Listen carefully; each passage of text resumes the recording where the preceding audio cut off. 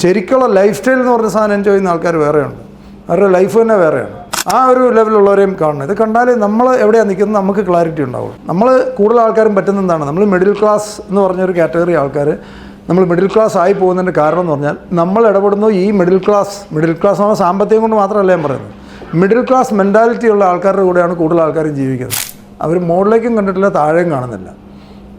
Maturity ഉണ്ടാകുന്നത് നമ്മൾ മുകളിലേക്കും താഴോട്ടും ഉള്ള ഈ റേഞ്ചിൽ, എല്ലാ റേഞ്ചും നമ്മൾ എക്സ്പീരിയൻസ് ഉള്ള ആൾക്കാർക്കാണ് മെച്യൂരിറ്റി ഉണ്ടാകുന്നത്. റിയൽ ലൈഫ് സ്റ്റൈൽ എന്ന് പറഞ്ഞ സാധനം ഉള്ളവരെയും കണ്ടിട്ടില്ല, അവരെ അടുത്തിടപെട്ടിട്ടില്ല, ഏറ്റവും താഴെയുള്ളവരെയും കണ്ടിട്ടില്ല. ഏറ്റവും താഴെ എന്ന് പറഞ്ഞാൽ പലതരത്തിൽ സ്ട്രഗിൾ ചെയ്യുന്നുണ്ട്. എന്നാലും നമ്മുടെ ജീവിതത്തിൻ്റെ അനുഗ്രഹങ്ങൾ എന്താണെന്ന് നമ്മൾ മനസ്സിലാവുള്ളൂ. ഒരു ക്യാൻസർ വാർഡുകളിലൊക്കെ ഞാൻ പറയുന്നത് വർഷത്തിൽ ഒരു പ്രാവശ്യം പോകണം, ഒരു ദിവസം മാറ്റി വെക്കണം. അപ്പം മനസ്സിലാകും നമുക്ക് ദൈവം തന്നിരിക്കുന്നത് എന്താണ്. നമ്മൾ കൂടുതൽ നന്ദി പറഞ്ഞ് ജീവിക്കാൻ തുടങ്ങണം. അങ്ങനെയാണ്. വേറെ നേരെ തിരിച്ച് ശരിക്കുള്ള ലൈഫ് സ്റ്റൈൽ എന്ന് പറഞ്ഞ സാധനം എൻജോയ് ചെയ്യുന്ന ആൾക്കാർ വേറെയുണ്ട്. അവരുടെ ലൈഫ് തന്നെ വേറെയാണ്. ആ ഒരു ലെവലുള്ളവരെയും കാണണം. ഇത് കണ്ടാൽ നമ്മൾ എവിടെയാണ് നിൽക്കുന്നത് നമുക്ക് ക്ലാരിറ്റി ഉണ്ടാവുള്ളൂ.